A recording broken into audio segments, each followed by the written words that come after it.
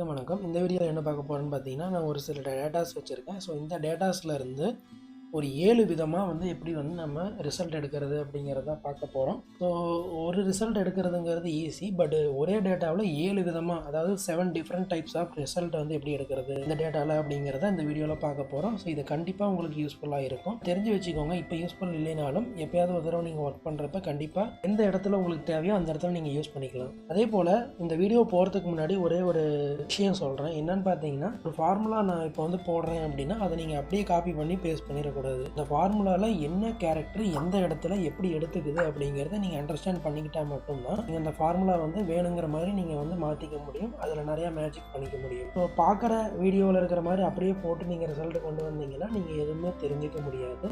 So அந்த value வந்து எப்படி எடுத்துக்குது, அந்த வேல்யூ வந்து எப்படி வந்து ரிசல்ட் கொண்டு வருது அப்படிங்கிறத நீங்கள் புரிஞ்சுக்கோங்க. அப்போ தான் வந்து கரெக்டாக கொண்டு வர முடியும். ஸோ இப்போ வந்து டேட்டாஸ் வந்து பார்த்தீங்கன்னா இந்த மாதிரி வந்து ஒரு டேட்டாஸ் நான் வச்சுருக்கேன். இதை வந்து நான் டேபிள் போட்டுக்கிறேன். இதில் வந்து இந்த 7 விதமாக ரிசல்ட்டை கொண்டு வர போகிறோம்.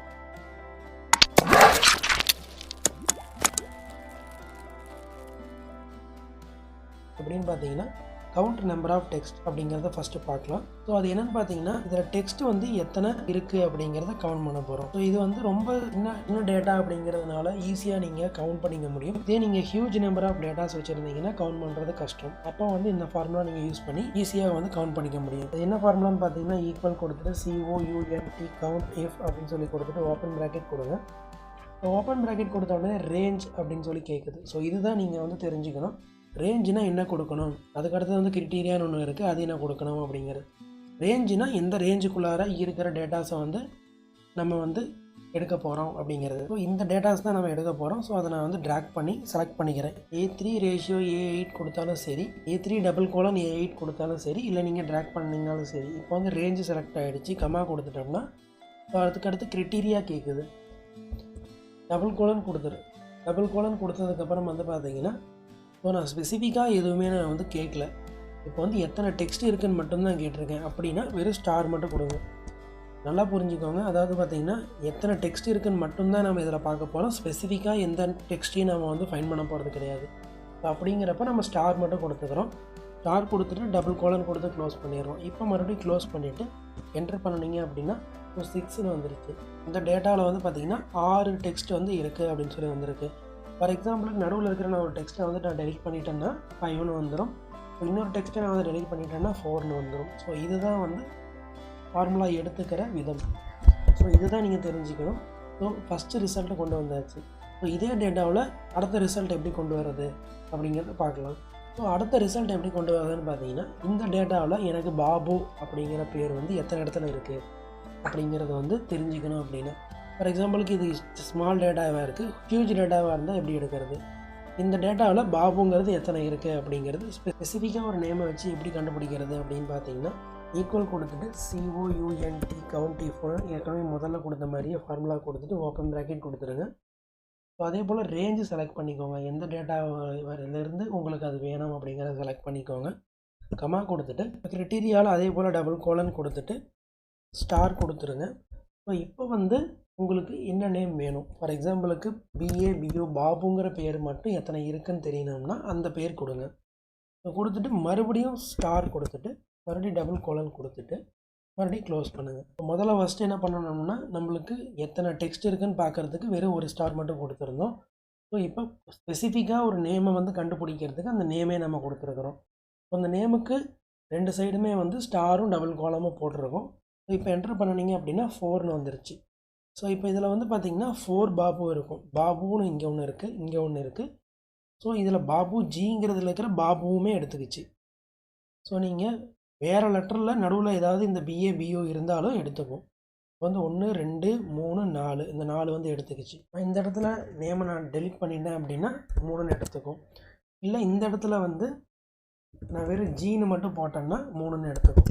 ஸோ டோட்டல் நம்ம செலக்ட் பண்ண டேட்டாஸில் வந்து பாபுன்னு எந்த இடத்துல இருந்தாலும் எடுத்துக்கும். தனியாக இருந்தாலும் எடுத்துக்கும், வேறு லெட்டரோட மெர்ஜாக இருந்தாலும் எடுத்துக்கும். ஸோ அது வந்து இந்த மாதிரி வந்து நம்ம ரிசல்ட்டை கொண்டு வர முடியும். இதுதான் 2வது ரிசல்ட்டு. ஸோ இதுக்கடுத்து 3வது ரிசல்ட் வந்து பார்க்கலாம். 3வது ரிசல்ட் வந்து எப்படின்னு பார்த்தீங்கன்னா, count A specific name with value. So இப்போ வந்து 2 வேல்யூ கொடுக்க போகிறோம். ஸோ 2 வேல்யூ கொடுக்கறதுனால நாம் ஈக்குவல் கொடுத்துட்டு கவுண்ட்டு இஃப்க்கு பதிலாக இஃப்ஸ்ன்னு கொடுக்குறோம். ஏன்னா நம்ம வந்து இதுக்கு முன்னாடி வந்து ஸ்பெசிஃபை நேமு ஸ்பெசிஃபை டெக்ஸ்ட் மட்டும்தான் நம்ம கொடுத்தோம்.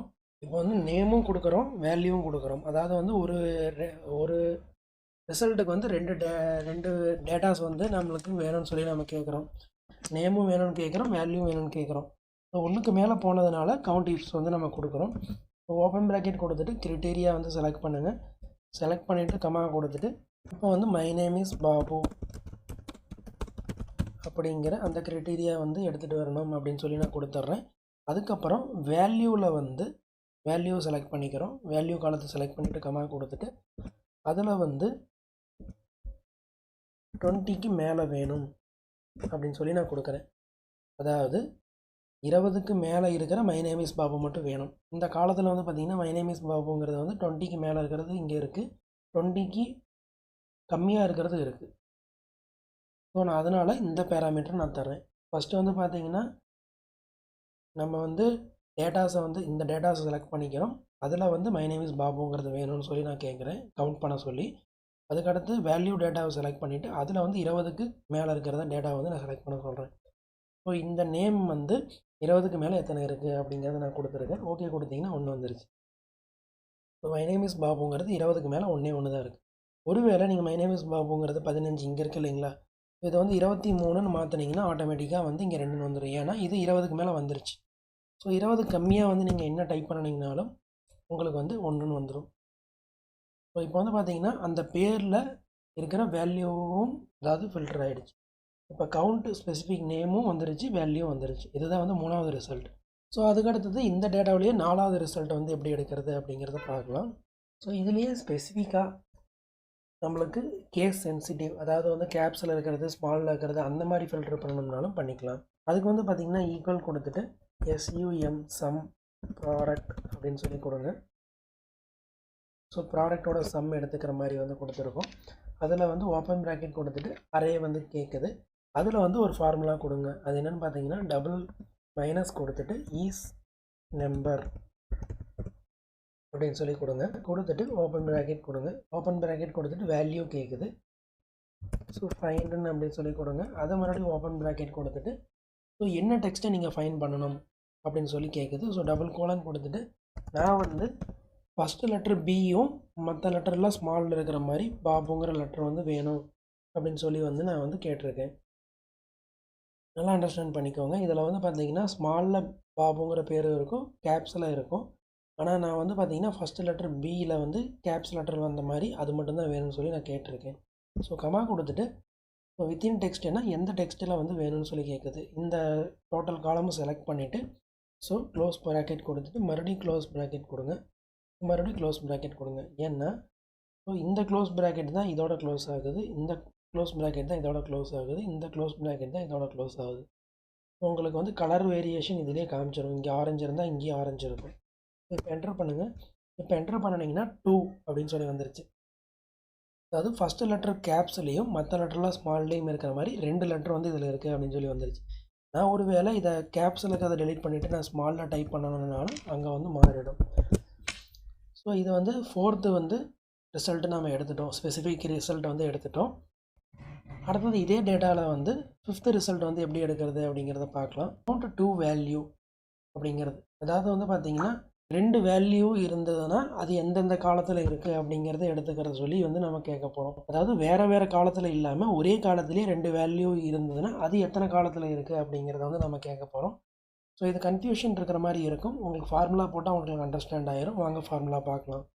அதாவது இந்த டேட்டாவில் பாபு அப்படிங்கிற பேரும் அதே போல் இந்த ஹேஷ்டேக்கும், அந்த பாபு இந்த ஹேஷ்டேக்கும் இருக்கிறது எத்தனை இருக்குது இந்த டேட்டாவில் அப்படிங்கிறது தான் நம்ம வந்து இதில் பார்க்க போகிறோம். ஸோ அதில் வந்து பார்த்தீங்கன்னா அதே போல் ஈக்குவல் சம் ப்ராடக்ட் கொடுங்க, ஓப்பன் ப்ராக்கெட் கொடுங்க.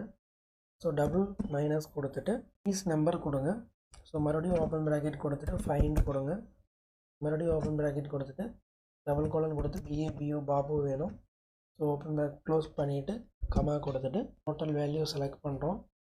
ஸோ க்ளோஸ் ப்ராக்கெட் கொடுக்குறோம். மறுபடியும் என்ன பண்ணுறோம்னா ப்ளஸ் அதுக்கப்புறம் வந்து மறுபடியும் ஈஸ் நம்பர் கொடுக்குறோம். மறுபடியும் ஓப்பன் ப்ராக்கெட் கொடுத்துட்டு ஃபைண்ட் கொடுக்குறோம்.